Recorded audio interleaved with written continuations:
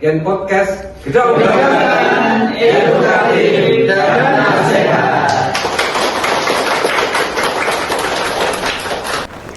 Assalamualaikum warahmatullahi wabarakatuh. Assalamualaikum warahmatullahi wabarakatuh. Selamat datang di Gen Podcast Gedong Tengan Edukatif dan Nasihat bersama saya Alvista. Melalui podcast hari ini kita akan berbincang dan belajar bersama mengenai peran penyuluh agama dalam menghadapi kelompok rentan di Kementerian Gedong Tengan.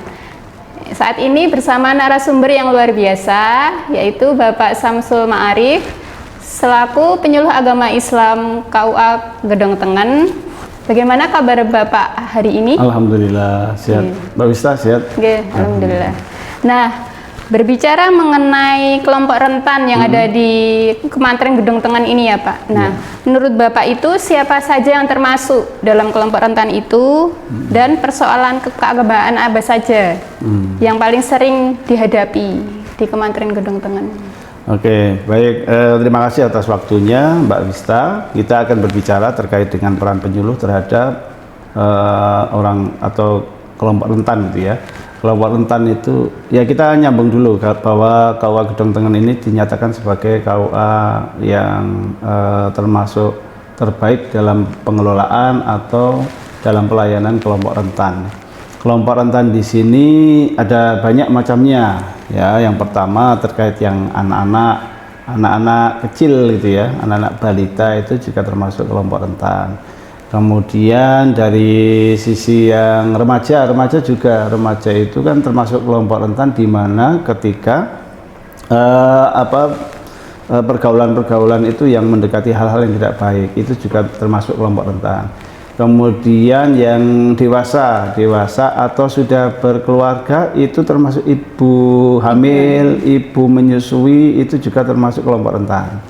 Naik lagi bagi mereka-mereka yang sudah lansia itu juga termasuk kelompok rentan. Disabilitas juga kelompok rentan. Dan juga kita di Gedong Tengan ada binaan spesial ya, karena kan suatu hal yang ada di sini yang tidak dimiliki wilayah lain, yaitu termasuk kelompok rentan yang memang di situ dari rentan akidah juga ada, rentan untuk pendidikan dan sebagainya juga ada. Nah itu, jadi kita tantangannya luar biasa. Wilayahnya kecil tapi kompleksitas untuk permasalahan banyak. Maka memang penyuluh harus betul-betul bisa ikut andil di dalam mensukseskan kegiatan KUA ramah kelompok rentan. Gitu. Oke, Bapak. Nah, menarik ya Pak, berbicara mengenai kelompok rentan ini menjadi tantangan tersendiri bagi penyuluh agama Islam ya Pak, khususnya di Kementerian Gedong Tengan. Nah, sejauh ini peran apa Pak yang dilakukan penyuluh agama Islam dalam mendampingi kelompok rentan itu? Oh ya, yang kelihatan nyata mereka dalam rentan akidah, rentan baca tulis Al-Quran belum bisa gitu ya. Ya teman-teman sudah mengoptimalkan bagaimana khususnya ibu-ibu lansia. Ibu-ibu lansia itu yang perlu pendampingan untuk pembelajaran Al-Quran. Itu kemudian terkait juga dengan lansia atau keluarga yang nggak bisa datang ke KUA tetapi dia minta untuk pelayanan ya. Misalnya contoh di pelayanan nikah itu ada yang taukel wali atau tanda tangan wali. Itu ketika mereka tidak bisa hadir ke KUA, ya mau tidak mau kita sebagai penyuluh dan juga kerjasama dengan penghulu untuk datang ke rumahnya untuk melayani. Kemudian ada ibu-ibu yang dia punya usaha tapi dia nggak sempat untuk ke KUA, maka dia termasuk golongan kelompok rentan. Kita datangi ke rumahnya untuk misalnya usahanya atau produknya itu mendapatkan sertifikat halal. Itu untuk, jadi anak-anak juga, beberapa penyuluh juga mendampingi anak-anak untuk belajar mengaji itu. Dan ada juga beberapa itu yang di masjid-masjid ada Pak Kiai yang kemudian mendampingi mereka-mereka yang rentan dalam hal kenakalan remaja ya, kenakalan remaja itu didampingi juga. Sehingga mau tidak mau ya 24 jam ini penyuluh harus selalu standby ya untuk melayani masyarakat, khususnya melayani kelompok rentan. Iya. Gitu.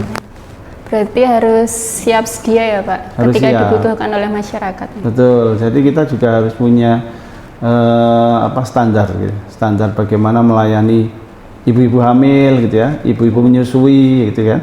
Kan di sini di KUA ini termasuk tempat untuk mereka yang ibu menyusui ada, kemudian untuk hamil dan juga untuk disabilitas. Kita makanya didukung oleh perlengkapan untuk akses jalan disabilitas. Itu di KUA Gedong Tengen. Jadi sangat penting kita pelayanan itu karena mereka juga manusia, mereka juga masyarakat, butuh pelayanan sebaik mungkin ya. Pak Kepala KUA juga sudah mengoptimalkan bagaimana mereka semua terlayani dengan baik. Gitu. Iya Bapak. Oke Bapak, terima kasih ya atas penjelasannya. Nah, berbicara tadi terkait ini Pak, kelompok rentan itu pasti nggak mudah dan ada tantangan tadi. Iya. Oke. Nah, itu terkait tantangannya yang dihadapi itu seperti apa ketika penyuluh agama mendampingi? Betul, penyuluh agama itu harus punya ilmu bagaimana menyelesaikan permasalahan. Misalnya, nah contoh aja ini, contoh menghadapi orang-orang yang disabilitas atau ODGJ, itu kan nggak mudah. Nggak serta-merta kita datangi terus diajari apa kan enggak. Harus ada pendekatan, harus ada ilmunya. Bagaimana menghadapi mereka itu tidak sama dengan orang-orang yang normal. Karena boleh juga kita menghadapi orang-orang yang ODGJ itu malah dengan nyanyi, dengan tepuk, dengan apa yang kemudian merangsang mereka senang. Iya, yang membuat menarik. Menarik dulu. Jangan sampai langsung didatangi, apalagi diajak debat. Wah, ini malah tambah stres, tambah nanti malah kita yang kena ketularan ODGJ-nya. Nah itu, jadi kita harus tahu objeknya itu siapa, kemudian kita harus tahu caranya. Cara kepada anak-anak beda dengan cara kepada orang tua lansia. Cara kepada bapak-bapak yang ingin belajar ngaji beda dengan cara ngajari sama anak-anak muda yang cepat nyantol. Nah itu termasuk ya bagaimana caranya agar kita bisa ya pokoknya optimal. Tantangannya luar biasa. Kita harus tahu dulu ilmunya, baru kemudian kita terapkan di masyarakat atau kelompok rentan itu. Nah ketika di situ juga ada feedback dari mereka, ya kita harus terima dulu. Oh ada masukan dari mereka, harusnya ngajarnya seperti ini, harusnya ngajarnya seperti ini. Kita belajar lagi. Semakin kita banyak belajar, insya Allah nanti akan semakin mudah. Kita ditempatkan dimanapun sudah siap. Siap di lapas misalnya, kan di lapas orang-orang ya semacam itu ya, tidak semuanya baik gitu ya. Dari satu sisi kenapa di lapas, karena memang dia bermasalah. Maka kita caranya harus ada, harus tahu.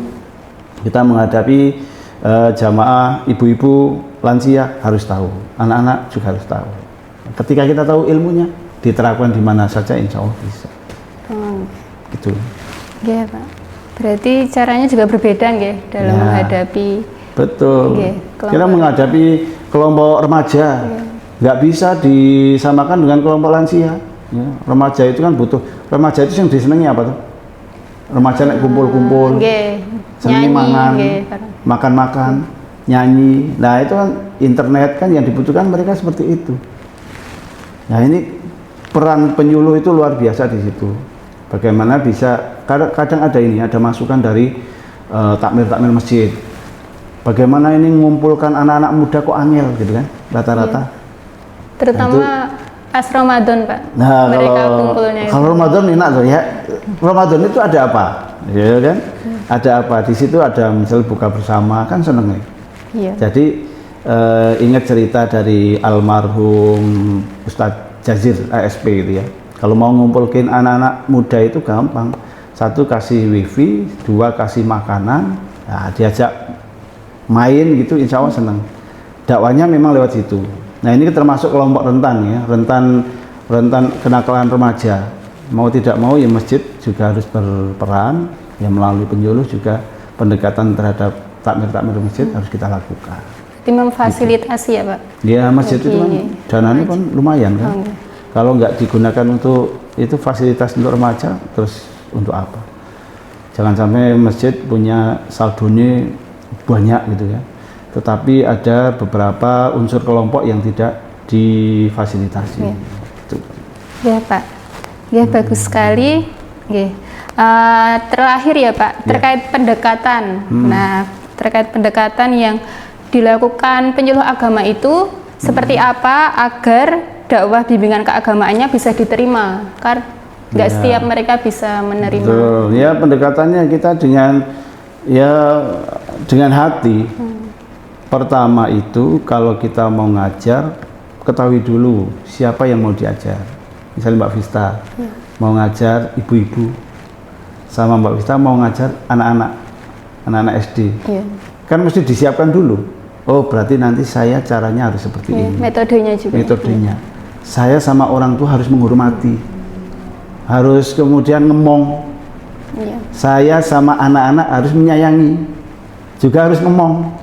Nah ini insya Allah kalau itu diterapkan di semua lini, insya Allah bisa. Kita hadir di sana itu bukan sebagai pahlawan, bukan sebagai hero yang siap ngajari tidak, tapi sebagai teman.